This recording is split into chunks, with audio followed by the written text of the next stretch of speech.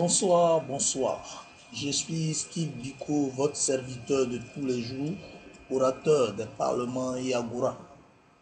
Je tiens d'abord à remercier tous les résistants ivoiriens, tous les patriotes en général. Vous avez toujours gardé le moral très haut. Vous êtes toujours animés d'une grande détermination qui m'inspire, moi Biko, qui m'encourage et qui me donne toujours l'envie de continuer cette lutte. J'ai un certain nombre de réflexions à partager avec vous. La première, c'est la Cour pénale internationale. Et la deuxième, c'est 4 individus qui sont parrainés par la société secrète française que j'appelle le système FOCA. La première réflexion parle de la Cour pénale internationale, la CPI. Voilà, depuis un certain moment, pendant plusieurs années, elle n'a pas réussi à démontrer et à prouver la culpabilité du président Laurent Gbagbo. Elle a entraîné un défilé de témoins. Et les témoins sont passés à tour de rôle pour relater réellement ce qu'ils avaient dans le ventre. Mais parmi ces commentaires et ces propos, on a mentionné, cautionné une culpabilité qui condamne ou bien qui condamnerait notre père, son excellence le président Laurent Gbagbo. Pendant les commentaires de ces témoins-là, on s'est rendu compte que Laurent Gbagbo lui-même a été blanchi par ces témoins qui sont des témoins qui venaient dans l'intention de témoigner contre sa personne. Et malheureusement pour la Cour, malheureusement pour la société secrète, malheureusement pour les décideurs, malheureusement pour ceux qui ont bombardé sa résidence et l'ont pris en otage pour l'envoyer en prison, ceux-là sont aujourd'hui enveloppés par la honte.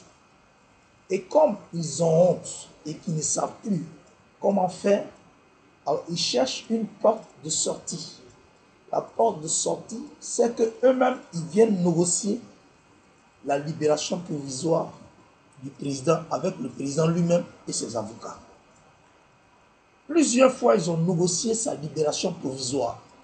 Laurent Gbagbo a refusé plusieurs fois. Pourquoi?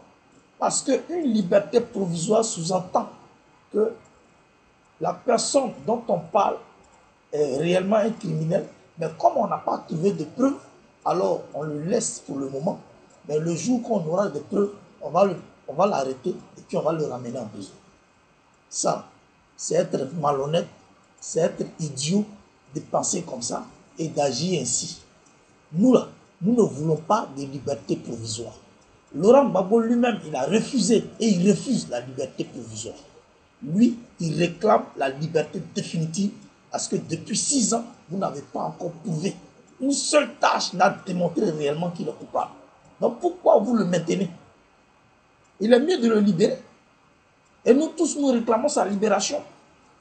Comme ils ont la pression des amis et des alliés du président Laurent Gbagbo, donc ils pensent être intelligents, rusés, et ils parlent de libération provisoire, et nous font croire que non, c'est parce que entre les juges, ils ne se sont pas entendus, voilà pourquoi ça a encore échoué. Ça n'a pas échoué, vous êtes en train de mentir.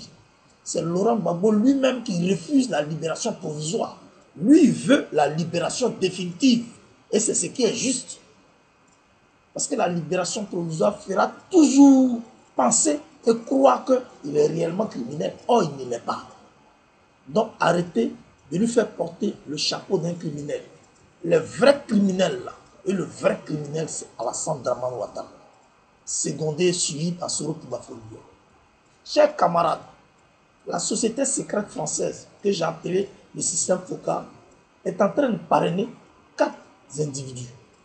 4 individus. Ces individus-là sont Soro Guillaume, il a été initié, et ils ont fait de lui chef rebelle. Ils l'ont enrichi. Et aujourd'hui, il se promène un peu partout pour activer ses réseaux afin d'être président.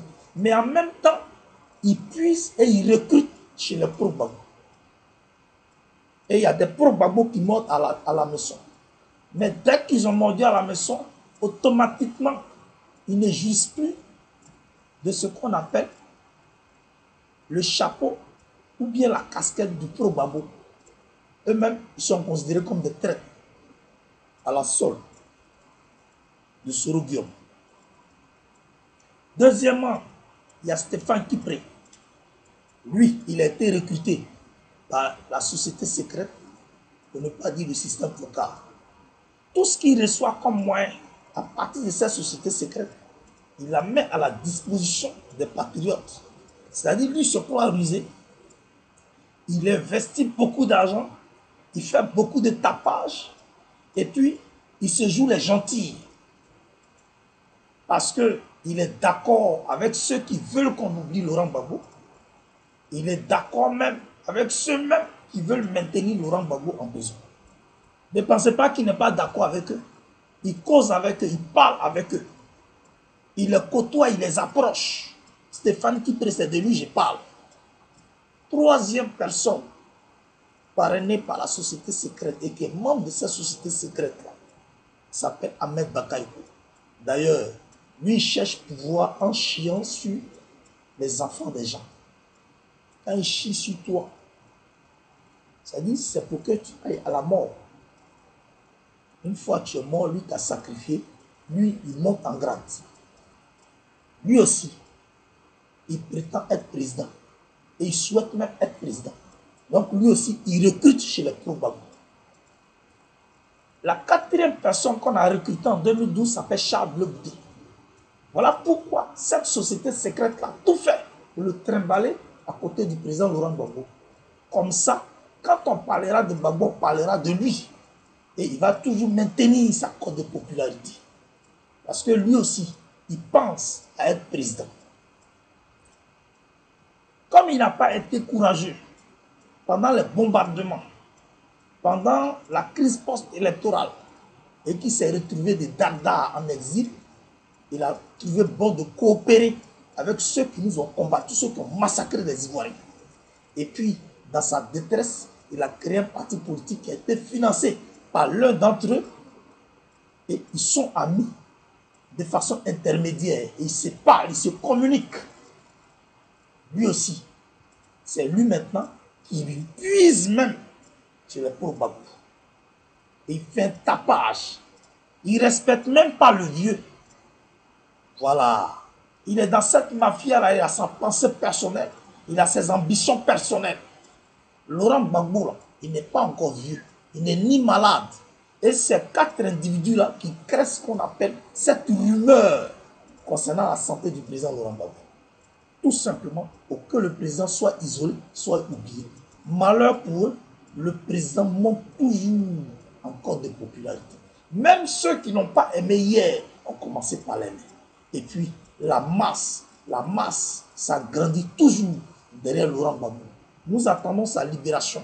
C'est pour cela, chers frères, chers amis, je souhaiterais que vous essayiez d'ouvrir les yeux, de faire très attention à ces quatre individus-là. La France les parraine parce que la France veut créer un climat de tension en Côte d'Ivoire pour que nous soyons toujours dans la barbarie et la violence. Et à partir de cela, ils vont passer tout le temps à piller nos ressources. C'est comme ça qu'ils ont maintenu le Congo de Lumumba dans la crise depuis les années 61, 1961 jusqu'à aujourd'hui. Et aujourd'hui, le sous-sol congolais est un scandale.